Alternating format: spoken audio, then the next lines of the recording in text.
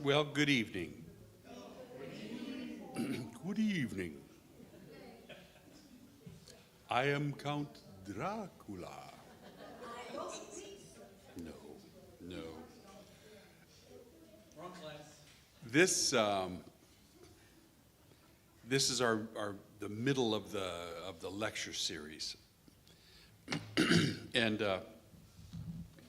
I had already made 4 different sort of versions of this, and I thought I had it, and then I got a hold of Bruce, and thank you so much. That's my little chair right there. See where my coat is? Lois is my chicken lady. Thank you so much. That's very kind of you. And so got Bruce over and running what I had, and it just didn't feel right. And I'm looking at Bruce, and he's kind of going and trying to be positive, and it just wasn't flying. So we did what we do. We talked for a little bit until we need to move to another place and talk a lot more. And Bruce gets out a piece of paper and a pen, and he's writing and doing what Bruce does, and I'm doing what I do, and then we finally got it. It was a sentence. It was just a sentence of just a set of words that then allowed me to then start redoing the whole thing again. And so you will enjoy, I hope, the 5th version of this one.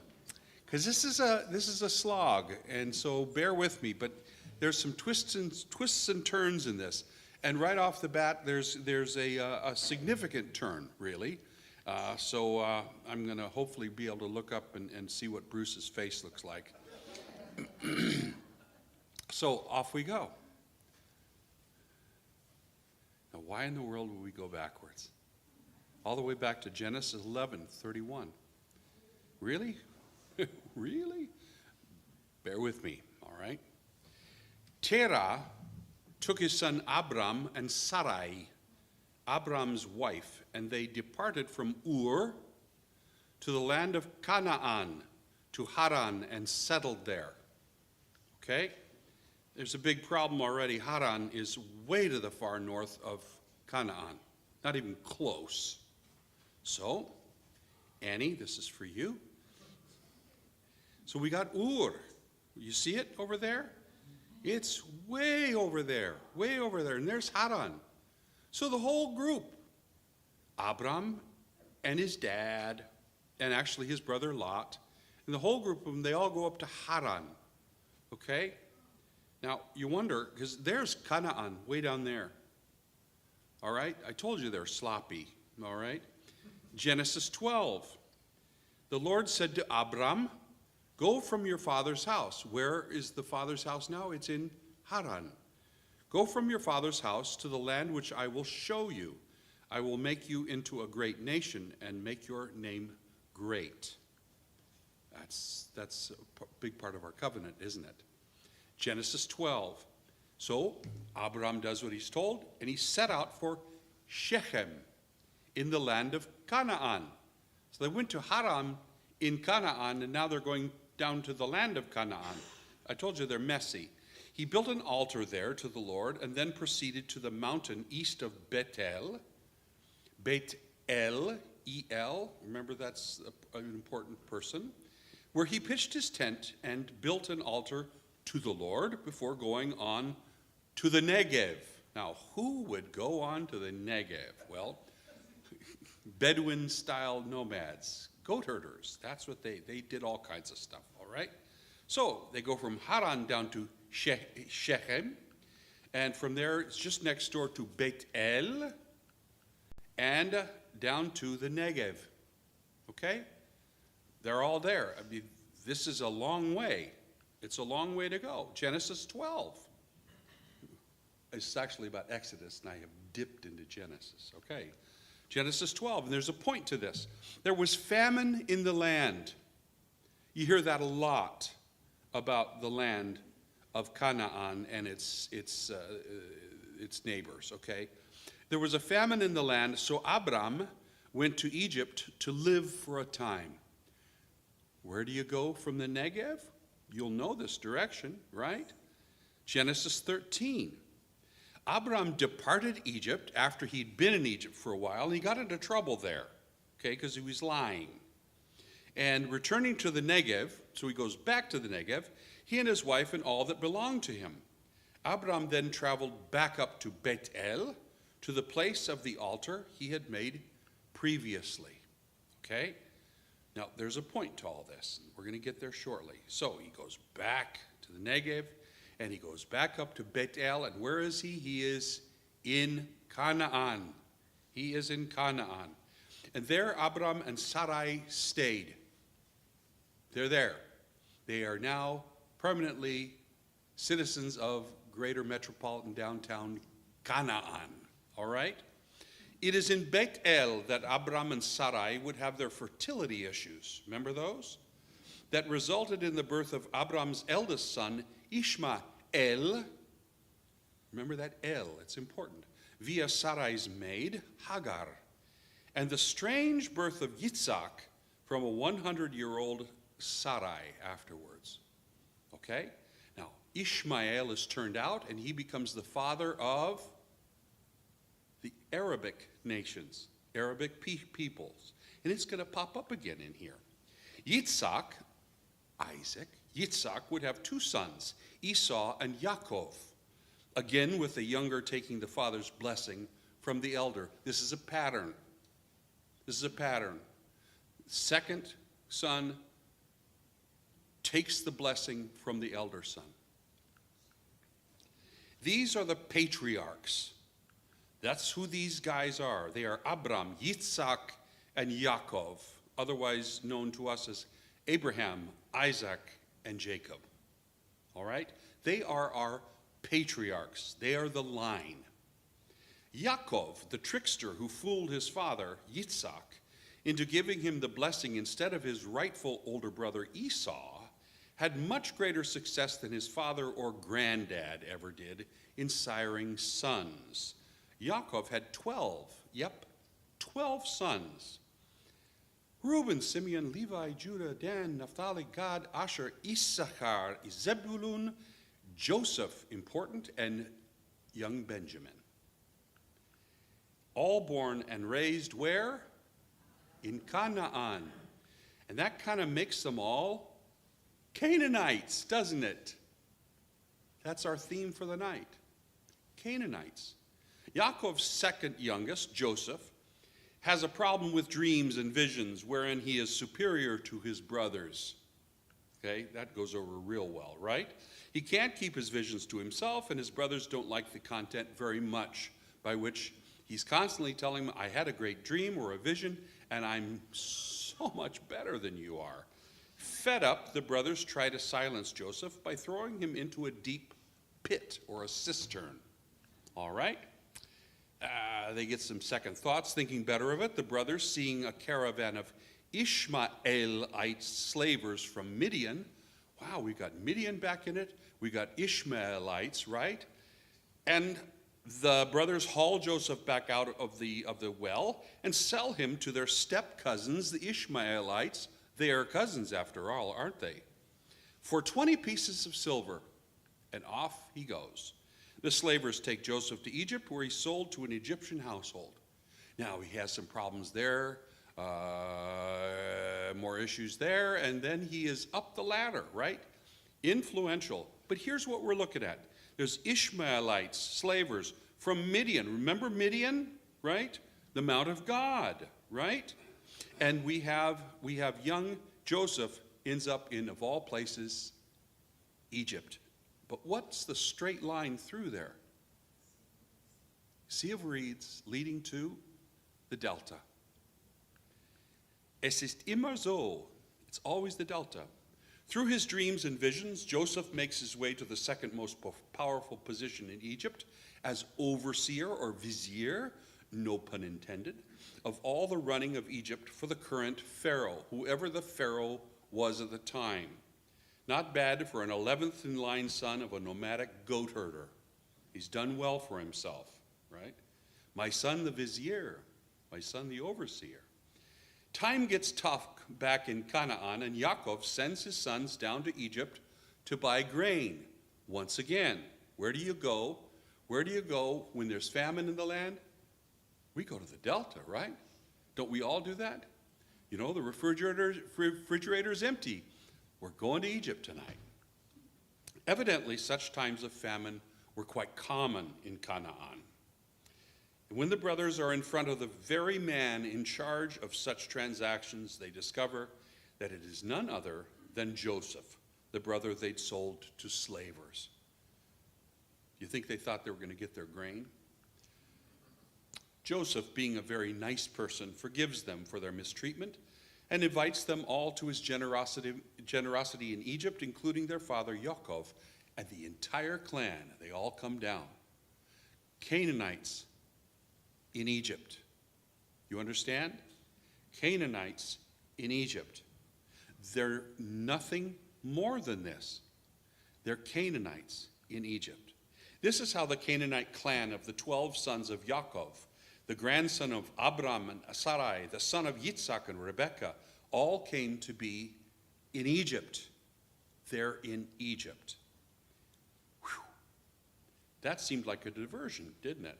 Trust me, there's a reason for this. There is. According to the book of Exodus, this arrival of the sons of Israel took place 430 years, 21 generations to the day before the departure of the descendants, sons of Israel, in their entirety of those initial 12 sons of Yaakov. 21 generations before. It says so. Based upon last week's timeline, let's look at this. Remember, blue is biblical, green is historical. So we have this 1240 BCE, right? That's our stake in the ground. Pi Ramses. It says so. It doesn't say they're building Pi Amenhotep III. It says they're building Pi Ramses. So it's specific. It's not vague. It's very specific. And this is our anchor. And it anchors everything if we're going to start running numbers. And we get numbers in the text. So the sons of Israel build Pi Ramses. And it's in 1240 BCE because that's when Pi Ramses was built. This is according to Exodus. So the birth of Moses is 260 because a generation is 20, so he's grown to be a man, and it says so. Moses, grown, flees to Midian in 1240 because he killed that pesky Egyptian, buried him in the sand, right? He flees to Midian, and he's in his adult life there, it's 60 years. How old is he now? He's 80. In 1180 BCE, Moses is 80 years old, and there's that burning bush. And he returns to Pi Ramses to let my people go, doesn't he? And then there is the Exodus, and it says it's pretty close on, so that would still be 1180. Plus 40 years in Shur, going round and around and round in the wilderness, until when? Until all of the original people who departed Egypt had died, except for Moses and a couple more. That was an important thing. Back to these 40-year periods. 40 is a very important number in ancient Judaism, very important. And then the death of Moses. On Mount Nebo, he doesn't even get to go in, at age 120 at 1140. That's what we have out of our text. We're given this. And it's all based upon that 1240. So Exodus states that the day of departure in 1180 BCE of the sons of Israel having arrived when 430 years before exactly is going to take us to 1610 BCE. Isn't that funny? I made a mistake last week or so. I added an extra 100. It's not 1710. It's 1610. Keep track of that number. It's important. According to Exodus, these people, this whole slog of people, had originally arrived in some form in 1610 BCE. Statistically, based upon a single spouse, spousal marriage producing only 2 children times 21 generations, the descendants of the 12 sons of Yaakov would number 50,331,648 persons. That's what it would do. I ran the numbers. It's phenomenal, okay? 430 years is a very long time to accomplish numbers like that. Even with modest family numbers being plugged in. Only 1 wife, only 2 kids, all right? According to the tribal lists in Exodus, of 750,000 able fighting age men, each man with at least a single spouse and 2 children, the numbers stand at 3 million. 3 million. Add to that men older than fighting age, each with a surviving spouse, and the number swells to 4 million or more. That sounds like a big number, but the other one, that was big. So where are the missing 446 million people?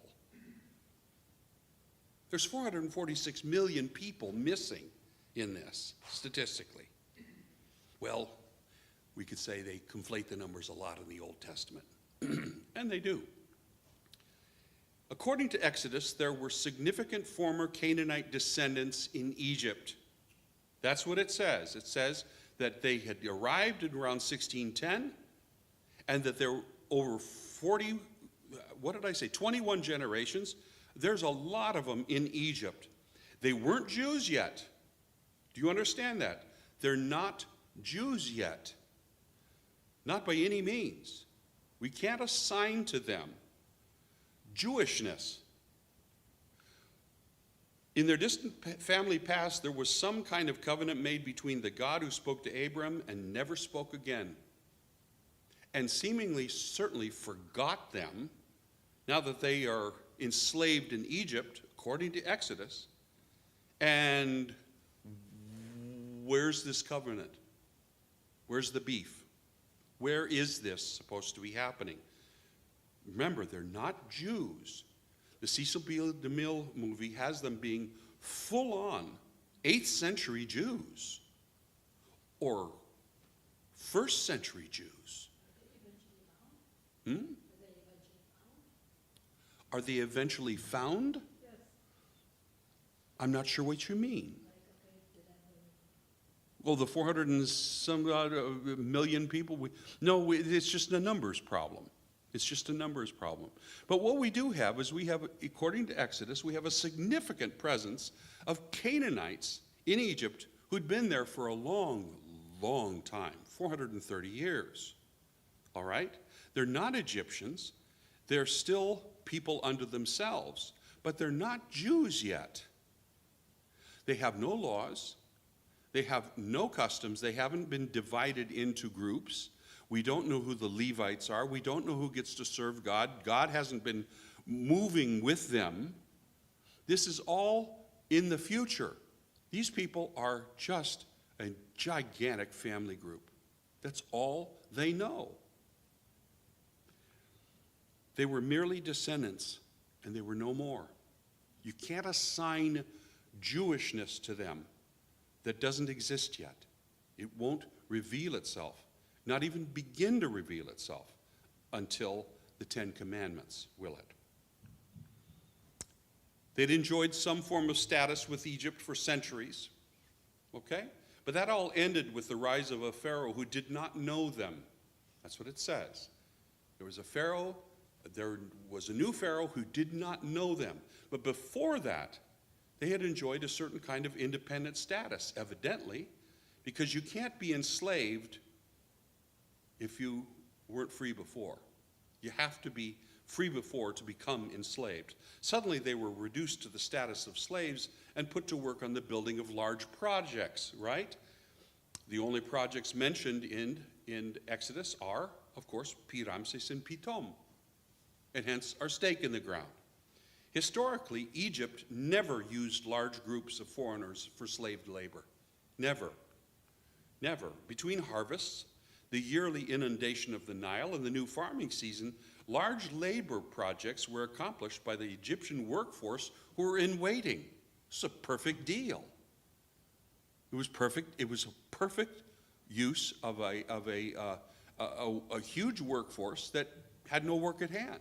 That's how the Egyptians did it. And this is borne out. It's simply historical fact. Ancient Egypt can often seem to be a continuum of constant, uninterrupted power and glory over thousands of years. Doesn't it seem like that? I mean, it just seems like it just never ended.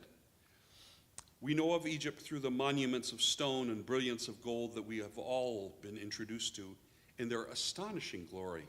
The mask of Tutankhamun, the statues of Ramses II in Abu Simbel, Luxor, Karnak, the tombs in the Valley of the Kings, the pyramids, it goes on and on and on. This is what we know of Egypt, isn't it? But even Egypt has its ups and downs. There are the old, middle, and new kingdoms. That's what we know, right? And we think it's one long continuum. And each were separated by difficult and lengthy periods of turmoil, of chaos, known as intermediary periods. It was exactly what it sounds like. The in-between times. What happened in between? Let's take a moment to understand the roots of ancient Egypt. What is it? Ancient Egypt was defined by a single geographical feature. That's the Nile River, right? The Nile River absolutely makes ancient Egypt possible. Flowing south to north through ancient Kaasch to the Mediterranean Sea, this slender presence of life-giving water was exactly that, life-giving water. It was the backbone. With headwaters from Lake Victoria way down in the south, way far in the south, the Nile continues northward, gaining in volume as it approaches the desolate lands of northern Kaasch into Egypt. With gold-rich Kaasch in the far south, the Nile continues north into Upper Egypt, then Lower Egypt, then the Nile Delta, and finally emptying into the Mediterranean Sea. And that's how it works. Shouldn't Upper be north? Shouldn't Lower be south? It's all about the Nile. It's all about the Nile. Since water flows downhill in the direction of the Delta, all right, and the Mediterranean Sea, it seemed lower to the ancient Egyptians. Hence, reverse to us. Ancient Egypt was divided into two kingdoms, traditionally, into two kingdoms, Upper and Lower. Upper Egypt, which is in the south, with the capital in Thebes, and that is the symbol for the southern kingdom. It is called the Hedjet. The Hedjet. It's a white cone. For those of you who know of the statuary for Baal of the Elohist pantheon, Baal wears exactly the same thing, the same conical headdress. Lower Egypt, north, with its capital in Memphis. Oh, I gotta get my glasses on so I can see this thing. It's this. Fascinating, isn't it? It's called the Deshret. Two crowns for two different kingdoms. Two crowns for two different kingdoms. Very important. Unification of both was of great importance, right? Otherwise, it's just two kingdoms. And this is our gift from the past to us to commemorate the first time it was unified. Depicted on that plaque was Narmer, pharaoh of the lower kingdom, and you notice he had that conical little hat on, and defeating the upper kingdom and therefore unifying both, and there is the unified crowns. That's the symbol of the unified kingdoms of Egypt, all right? And when you see one or the other, you know it's depicting some aspect of disunification. Ancient Egyptian history. Early dynastic, that's first unification, 3150 BCE, that's Narmer. Okay, that's how long ago that was. That lasted 450 years. This is the period that doesn't really even count, okay? And there's our unified headdress. And then there's the Old Kingdom. It's just a mere other 500 years, uninterrupted, 950 years of continuity. There's your big continuity. And these were the pyramid builders. That's that far back. These are our pyramid builders. And of course, this is what they look like today, but they had face stones on them in a high white and golden caps on the top. They must have been phenomenal for anybody to see. The first intermediary period, disunification. It all falls apart, right? It lasts 160 years. Whew, thankfully, it's not that long. But that is our first intermediate period. It's very important, these middle periods. We go into the Egyptian Middle Kingdom, all right? And unification, it's once again, it's reestablished. And that's always the goal in the high times of that. 340 years for the Middle Kingdom, which was very, very important. Then this brings us to this important second intermediate period. Utter disunification, absolute breakdown, unlike anything, Lasts 150 years, between 1700 and 550, yes? Are they at war with one another during the breakdown, or just out of communication and not functioning? It's more than that. What you'll see for this second intermediate period is the amplification of those things and more. You have enormous problems with the competition between the priesthoods, religion, and then the ruling classes. Okay, church and state. That gets very problematic in the New Kingdom with Ramses II. That's why he moves the capital north to Pi-Ramses, was because he could not contend with the growing power of the priesthoods in Karnak and Luxor. There's an interesting line from the movie Becket, where Becket, who's the Chancellor of England, he's not yet the Archbishop. He's not yet that, and he's speaking to his the man he serves, Henry II, and he says, "At present, my prince, at present, England is ruled equally by two powers, the king and the church." He says, "In 10 years' time, there will be only one, and it won't be you." Okay, this is not a recent issue of the power of, in this case, of the priesthoods. They owned so much property, as the church did in England at the time of Henry II. Enormous tracts of land. They were princes to themselves, and they owed nothing to English law. That was the big issue with Becket itself. So this is not new. Church and state. Second intermediate period is going to be a big focus for us tonight. And finally, the Egyptian New Kingdom. This is the glory days. This is Tutankhamun. This is Ramses II, Seti, Amenhotep III, Hatshepsut, Tutmosis III. These are two dynasties, the 18th and the 19th dynasties, and they are glorious. And it's what we really know Egypt through. Strongest period of unification.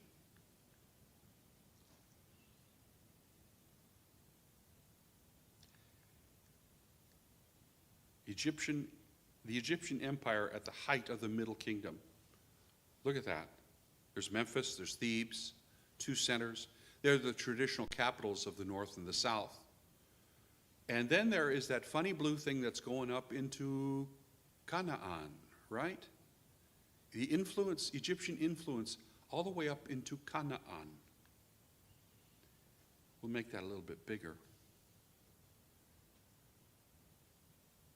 Now we got some detail. Why are they there? Why are the Egyptians up there? Why are they there? What makes Canaan so important? It's a backwater. Trade routes. Thank you all. Thank you. The trade routes. What's underneath there are the trade routes, moving goods through the region on roads and with caravans moving goods back and forth into the Mediterranean basin to serve the Mycenaeans, the Minoans, the Hittites, the Mitanni, the Egyptians, and beyond. This is a massive economic engine, and it all converges in Canaan. That's why it's so important historically. That's why it's so important. So this little plot of land that we would call Canaan, a land of minimal agricultural value, would be fought over by regional powers. Egyptian, Hittite, Assyrian, Babylonian, Persian, Greek, Roman, and a few more inside of it.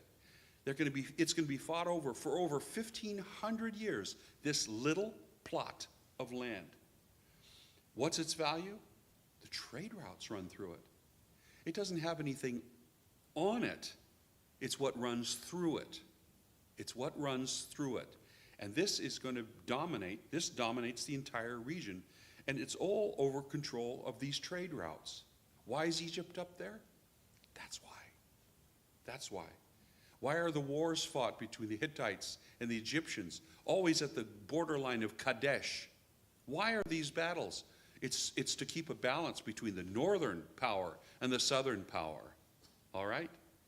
Everybody wants it. Loss of trade route control was economically catastrophic. The biggest player for the longest period of the time was Egypt. The first and second intermediate periods contain not only a breakdown of Egyptian political structure, best seen by the loss of Egyptian unification, right? North and South, they all fall apart because they're fighting amongst themselves, and there's big pressures inside economically. But also the loss of Egyptian influence over the trade routes themselves. This is the name of the game, is control of the trade routes. Protection of the trade routes was maintained by both military garrisons, up and down, up and down. Archaeologically, Egyptian garrisons are up and down, and they're never mentioned once, not once in the Old Testament. The presence of the Egyptians, never mentioned at all. These minor kingdoms in Canaan, they were vassal states to whoever was in charge of the trade routes.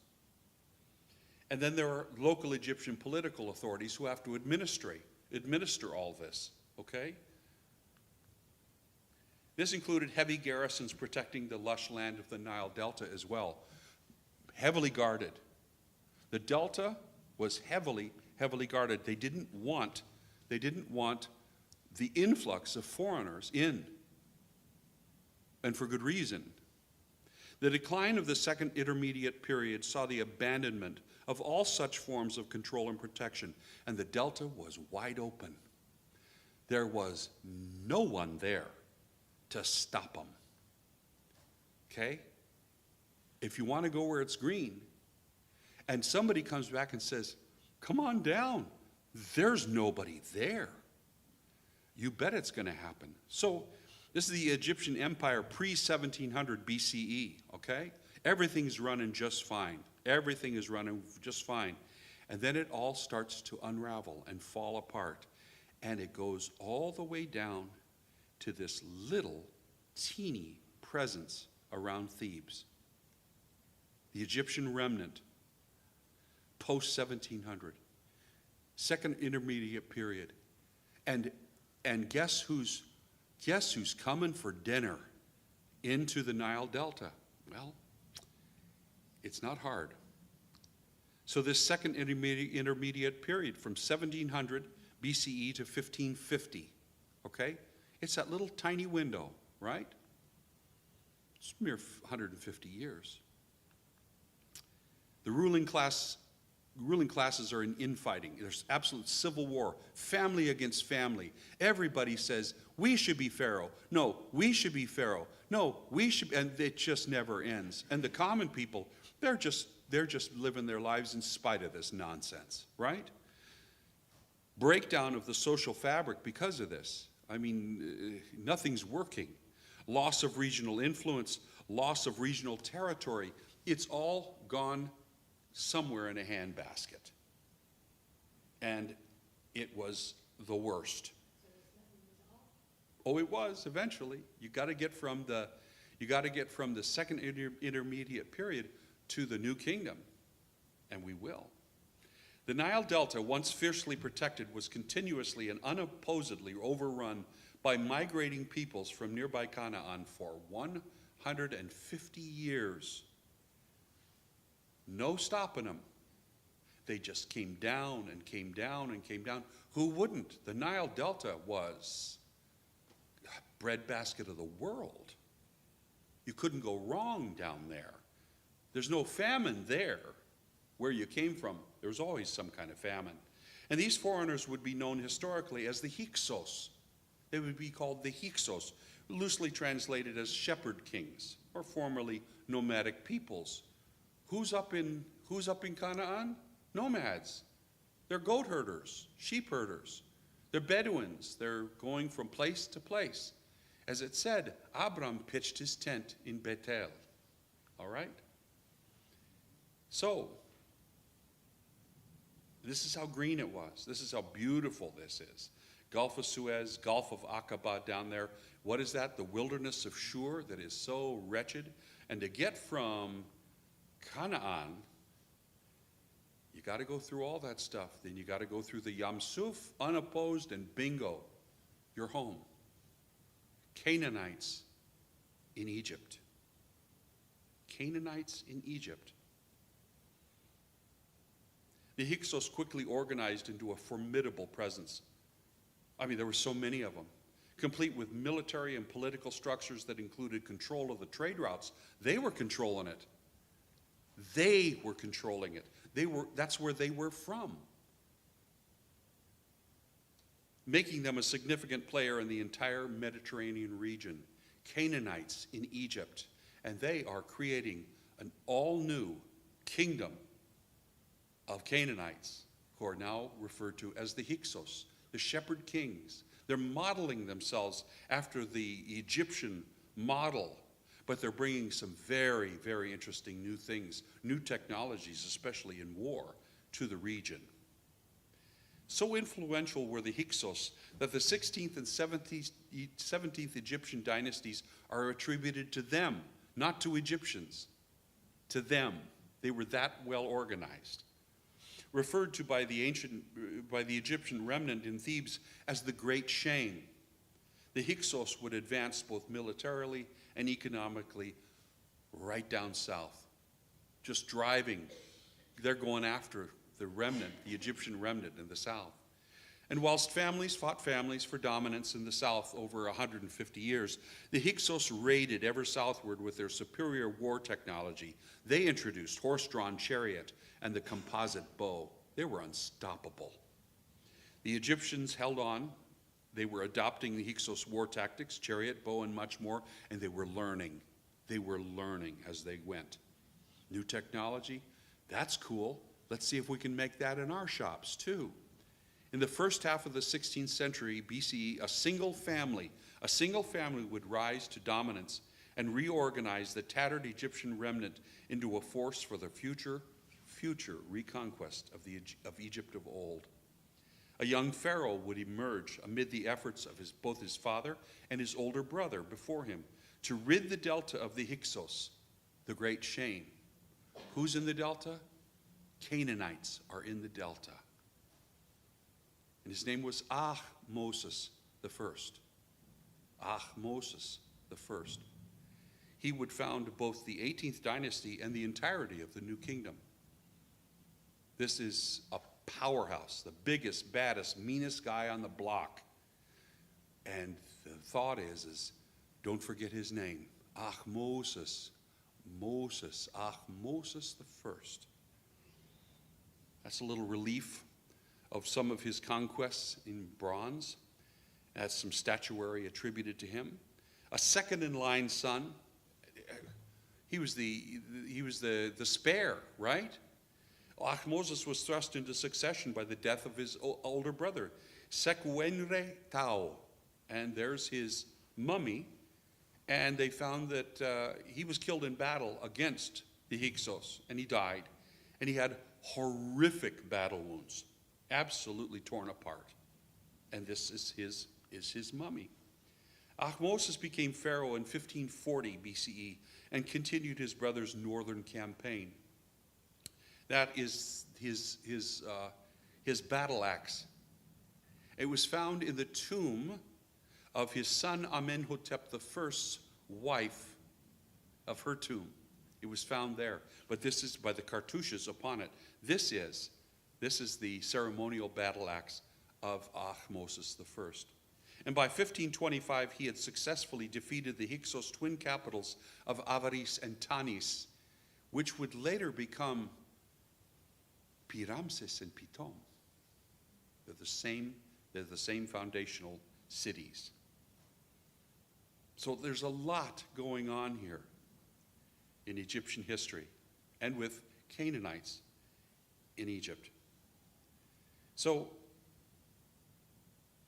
these are the Hyksos, right? They've been there for a long time. There's their cities of Avaris, capital, and Tanis as well. Right there on the edge of the delta, right on the way out through the Yam Suf, on the way in and on the way out. They were guarding it fiercely, but they weren't Egyptians, were they? And up comes Ahmoses I, and he starts driving them out. The great shame. And he starts driving them out, conquered former Canaanites. And they stop for a little bit at a town named Sharuhen, which is very, very close to modern-day Gaza. They're still fighting there, aren't they? A 3-year siege took place there of Hyksos, who had been driven out by him. And we'll leave Ahmoses I there because we're going to pick up on this next week. But let's go on to other interesting things. His successors, Amenhotep I and Tutmosis I, these are important names, aren't they? Right? Further eradicated all Hyksos trace from Egypt. Even dug up their bones of their dead and got them out of there. This was how important this was to them. And by 1427, Tutmosis III, who is this, his great-great-great-grandson, had expanded Egyptian presence beyond anything Egypt had ever been before. So historically, was there ever a large population of Canaanites in Egypt? Was there, historically? Well, absolutely, from 1700 to 1425. Absolutely. It's a large presence of Canaanites in Egypt. Who were they? They were the Hyksos, but they came from Canaan. They were Canaanites. Were they enslaved by the Egyptians? Were they enslaved? No, absolutely not. The Hyksos absolutely were not. They were not enslaved. They took their presence in the Nile Delta. They were eventually driven out of Egypt by Ahmoses I, his son and then his grandson. Driven out. These people, these Canaanites, who come in unopposed, and they were driven out by Egyptian military might. So biblical. Exodus states that the day of departure in 1180 BCE marked 430 years of the sons of Israel being in Egypt, taking us back to where? 1610. Remember our dates from before of this issue with the Hyksos. So, Canaanites in Egypt, 1610, according to Exodus. And from the historical record of Egypt, the second intermediate period, the Great Shame, 1700 to 1540, Canaanites in Egypt. Canaanites in Egypt. Both stories have Canaanites in Egypt. And in the biblical, they arrive right there in this same window. Isn't that interesting? Right in this same window, they arrive. They arrive. Now, who are they? Well, they're the descendants of who came first. Who came first? So Ahmoses becomes pharaoh in 1540. Moses destroys Avaris and Tanis, Egyptians not, or Canaanites not in Egypt any longer.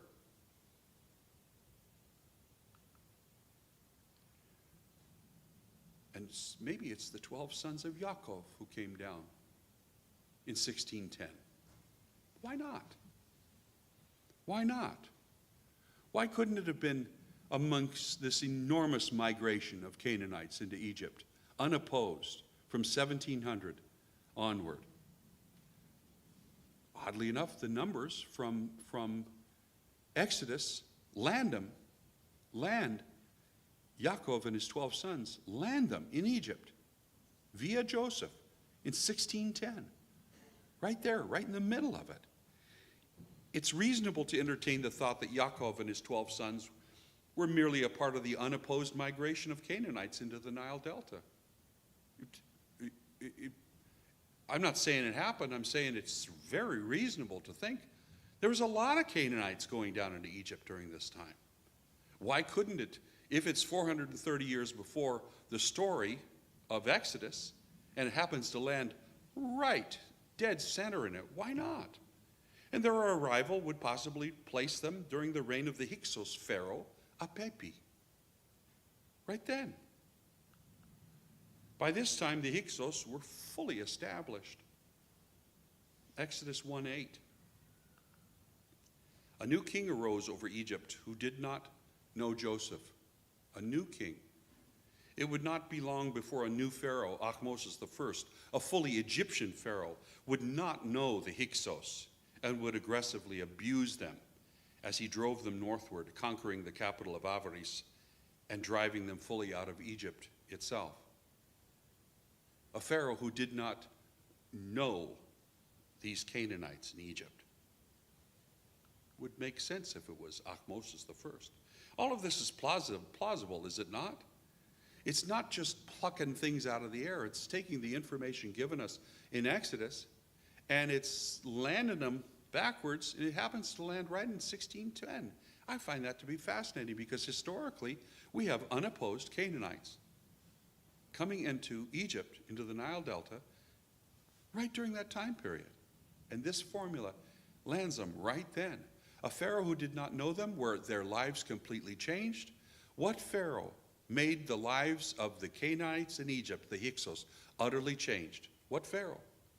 What pharaoh? Ahmoses I. This is a lot to think about.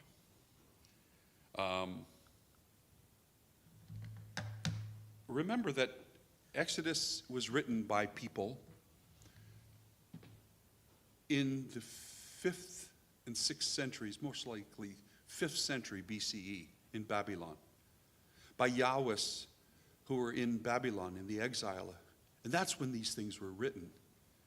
Now, we're talking about 1,000 years earlier.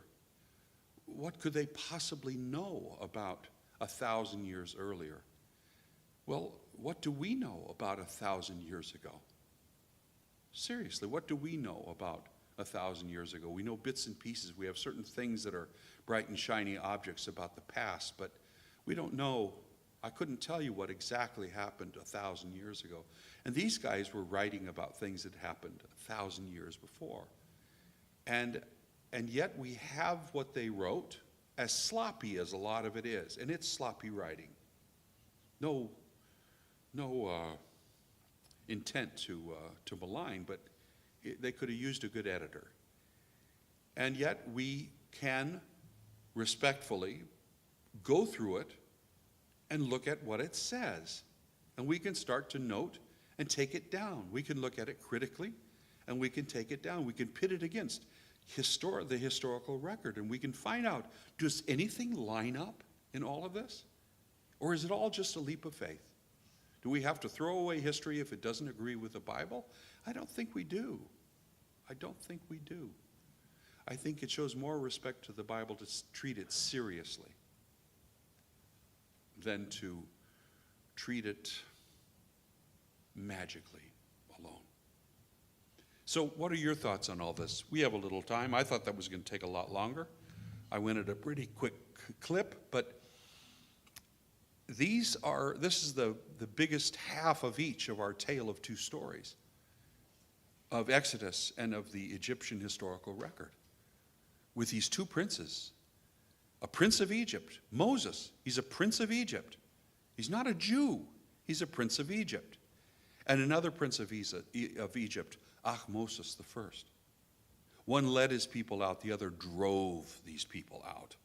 And they're very different stories, but they have a lot of similarities, and we'll go into that next week. So what do you think? What are your thoughts? Yes? So, we know about so many of the pharaohs.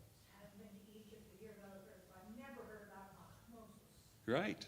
Yeah. Is it actually an Egyptian written history? Yes, absolutely. Yeah. Ahmoses the first is attested to throughout Egyptian history. He's a real person. He did establish the 18th dynasty. He ended the second intermediary period. He started the new kingdom. His son was Amenhotep I, and Tutmosis I was his grandson, and you know those names. Amenhotep III, one of the greatest pharaohs of all time. Amenhotep IV, one of the weirdest pharaohs of all time. Akhenaten,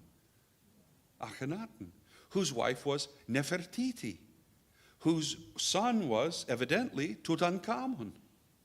The end of the 18th dynasty, leading into Seti I and the beginning of the 19th dynasty, and Ramses II, and on and on. These are all real people, and they're attested to on walls in Karnak and Luxor and all kinds of places. They chipped into stone everything they could name about themselves. They were not bashful about that. Yeah. The Egyptian record is extraordinary. Yeah. Anything else? Yes? Did writings stop a lot during these intermediary periods of destabilization? Not really, because the things were still going on. The priesthood was still priesthooding. And in fact, one of the greatest treatises on medicine dates back to 1550 BCE, right in the middle of all this. Yeah. 30 meters long in papyrus.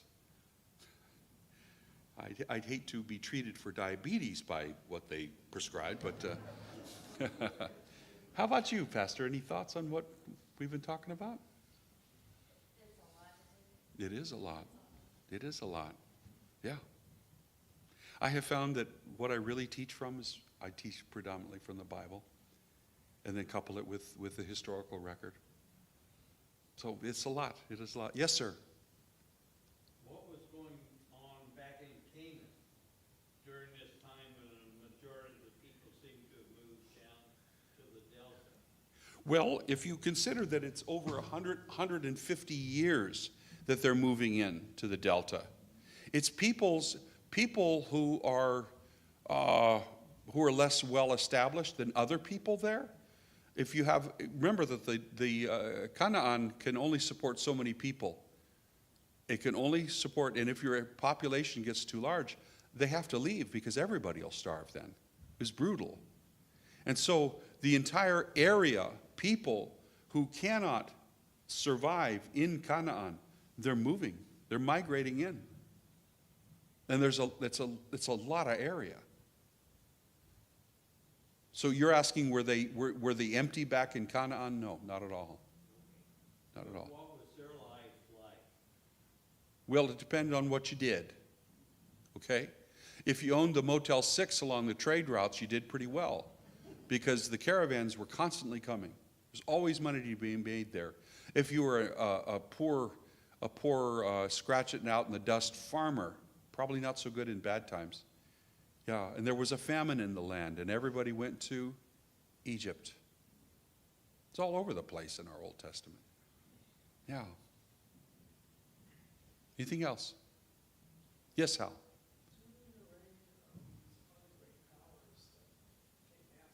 Yeah. Uh-huh. Oh, absolutely. Absolutely. The great clash between the Hittites, They always seem to land by agreement around Kadesh, okay? Midway point in Canaan. The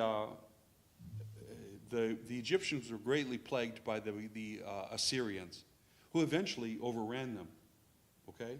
So we're talking the Assyrian rise would be around the 7th and 8th centuries, followed by the Babylonians, who just took over the whole caboodle from them. All right, that's why after 1177 BCE and the collapse of the region, Egypt will never rise again.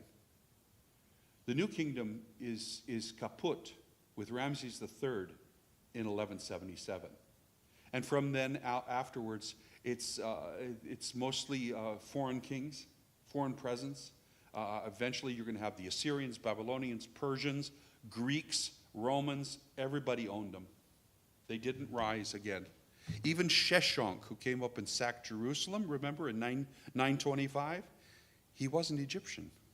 He was a pharaoh, a foreign pharaoh of Egypt, but he wasn't Egyptian.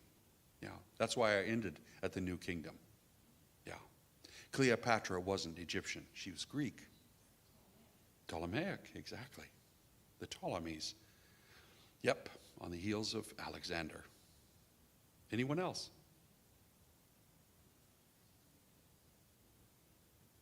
I think we're there. Thank you all for coming. Thank you very much.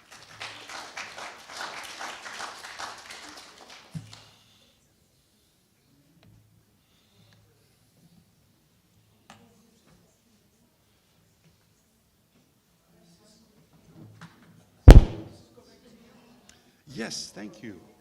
Thank you.